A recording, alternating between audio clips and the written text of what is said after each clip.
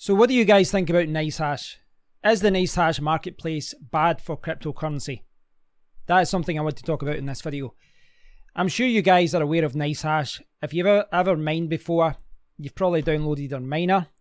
This popular application here. Very easy to use, and a lot of people criticize it, but if you look on calculators, it's actually always up there or abouts, one of the most profitable ways to mine. And beginners sometimes don't understand what they're actually doing with that. They think they're mining for Bitcoin, but what you're doing is selling your hash power to a marketplace, the NiceHash marketplace. I've done a tutorial on the NiceHash marketplace before, and I showed you guys how you use it, how you can use it to mine a new coin and what situations you would want to mine it. Now, I think it's important for any miner or any investor to get a good understanding of this and how it works, so that they can take advantage of it in certain situations. For example, I gave some examples before. For example, if a coin is hacked and then you still believe in the project and the hash rate is low, or the website was down and people leave and the hash rate is low, you might want to send some hash power via NiceHash, and you can send more than what you've got in your rigs. You don't even need a rig. You can just buy hash power from the marketplace. And this, there's a legit reason why that's there, and why services like mining rig rentals are there as well. So NiceHash isn't all bad. Let's get that out of the way first. It isn't all bad. But over the last few months, and we've had a lot of discussions about ASIC miners and whether they're good, whether they're evil and all that. I think a lot of the time when people talk about ASICs being bad and then they bring up attacks, I think you're talking more about NiceHash than you are talking about ASIC mining machines. Now, I guess they're tied together, because people with ASIC mining machines, they can sell the hash power to NiceHash. I mean, there's more hash power there, more people can buy that hash power and they can use it. But, a lot of people talk about being ASIC resistant, and I think it's just as important to be NiceHash resistant if you're talking about security. What we've seen over the last few months is we've seen all these coins being attacked, and a lot of the coins that were attacked, they were attacked using the NiceHash marketplace. We're buying hash power. You can buy up to tens and tens and tens of gigabytes per second of hash power very easily, very cheaply actually. And you can send it to a coin and you can cause a lot of problems. You can, take over the chain, if you wanted to as well. So there's a lot of problems there that arise from people buying hash power on NiceHash. I came across a Reddit post today, and it was inspiration for this video. This person asked, how do you feel about the multiple coins who have come out against NiceHash? Several coins, including Vertcoin today, have condemned NiceHash as a platform for malicious intent. NiceHash doesn't seem to do anything about the fact that they're an easy platform to use for 51% attacks.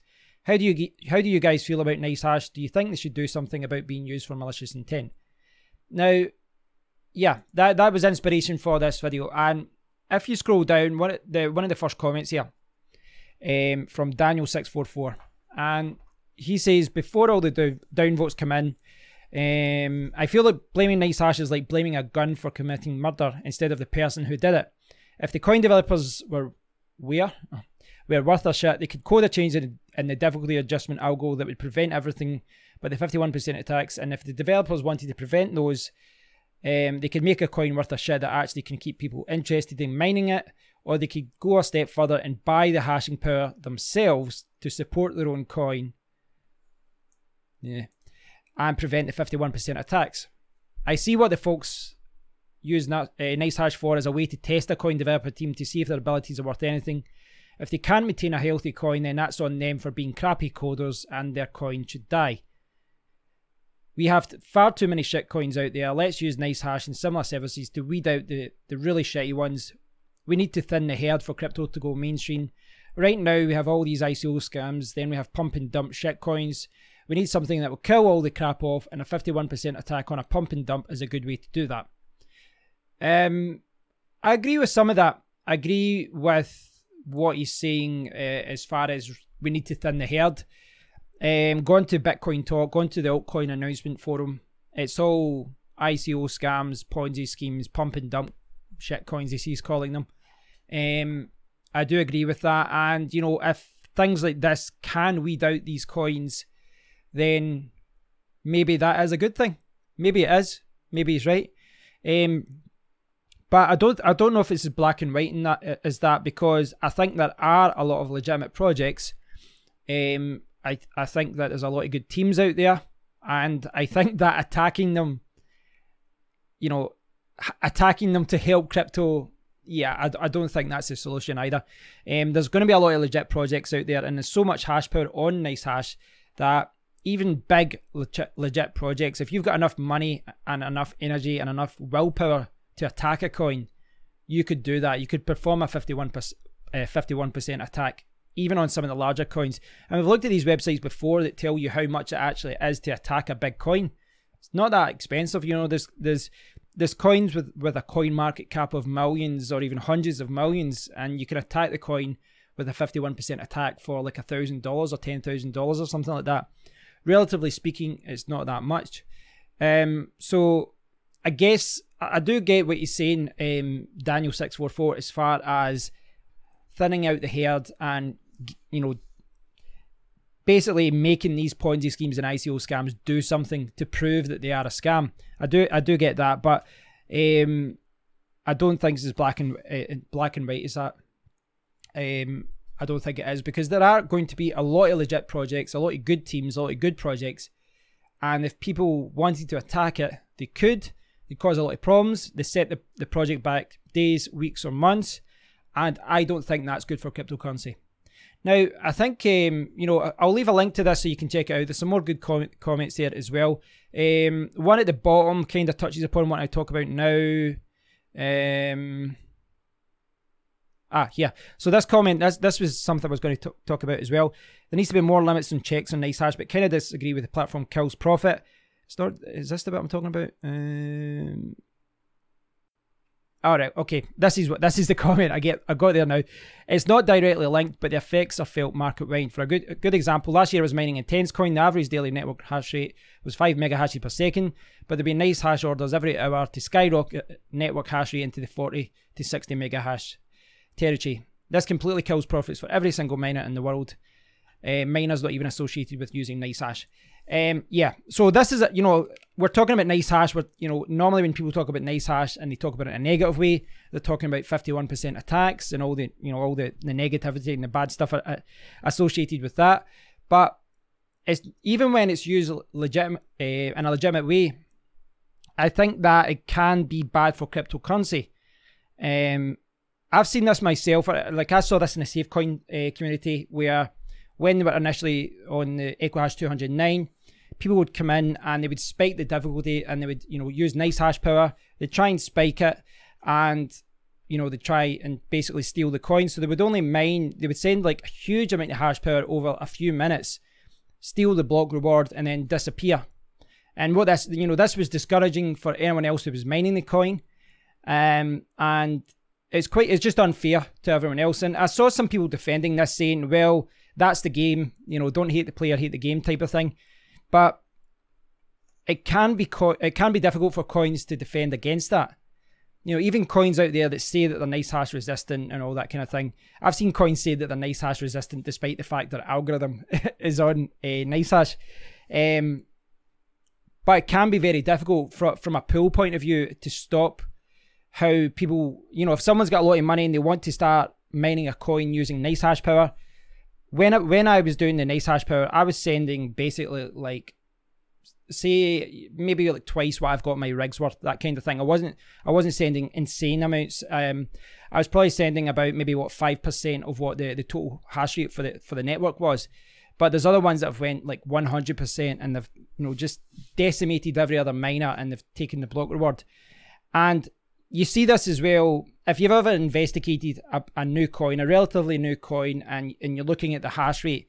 When the hype gets out, you know, people want to mine it, and you can see the hash rate jump, you know, up to 10, 20, 30 times what it was before, because people arrive with NiceHash and they use their NiceHash power to mine a ridiculous amount of coins. Now you could go backwards and, again, like he was saying, blame the developers, say that they didn't set up the coin right, they didn't choose the right algorithm, they perhaps set up the block reward where it's unfair and they've got too many blocks at the start. There's a lot of things like that, but for all the valid reasons that there is to use NiceHash, and there is valid reasons to use it. There's benefits to using it. You don't need a GPU rig. You can mine anywhere in the world for a coin. You can mine, you know, I've got NVIDIA cards. There might be algorithms that I can't mine well on my NVIDIA cards, but I could use a service such as NiceHash or mining rig rentals to mine an algorithm that wouldn't be good with my own setup. So there are legitimate reasons, you know, whether you're mining remotely on holiday, whether you just don't want a GPU rig because you can't in the house because of whatever reason, or simply because you want to mine an algorithm that, you know, maybe your hardware doesn't mine very well. There are legit reasons to use it, and it is a very useful service if you use it well. But the problem is, it's almost like it gives you too much power. The amount of hash power that you can buy from there, it's insane. It's absolutely insane, and there's absolutely no limit to what you can buy. Now, it's one of those things, because if you to say to NiceHash, well, at least apply a limit, the fact that you can buy tens and tens or hundreds of gigahash worth of power, anyone who's doing that isn't mining. They're doing it for some sort of, you know, malicious intent. But even if you restricted that on an account by account basis, I imagine anyone who was looking to attack a coin, well, they would just set up multiple accounts and they would get their friends to sign up. So yeah, I'm not sure what can be done about that. Some people think they should just leave it be and let it be like an open marketplace. I'd like to see NiceHash working with the community, doing something. I don't know if that means setting limits or something. I'd like to see that happen, but I don't think it's going to happen, because their profits are made, you know, their profits rely on people putting in these big orders. You know, these big orders that perhaps try and steal block rewards, or they try and get in there early at the start of a coin and shoot the hash rate up from 10 to 1,000 or whatever. You know, whatever reason someone is using NiceHash for. I think if they to place any limit on buying, it would seriously affect their profits. And what that would filter down, because, you know, if there's less people buying, it means that they can give less rewards to miners, because, you know, there's more miners, not enough people to actually buy that hash power, and it would really hurt their service. So I don't think it's in their interest to do that. But I would like to see them working with the community in some shape or form, rather than being out there on their own. I'd like them to at least acknowledge that, you know, their service can be used in a malicious way. Or maybe I'm wrong. Maybe Daniel's right. Maybe we need services like this to attack coins. I don't know. I'm kind of on the side that it's a good service, but there's too many people abusing it. That's the way that I look at it. So I think this is an interesting topic, and I'm sure if you're a miner, you've been affected by this in some way. Perhaps someone arriving with NiceHash power, or someone attacking the coin that you were mining. And even if you're an investor, you've maybe used NiceHash before. So I'd love to hear what you guys think about this. Please do leave a comment below. Thanks for watching, and I'll speak to you all very soon. Take care, guys.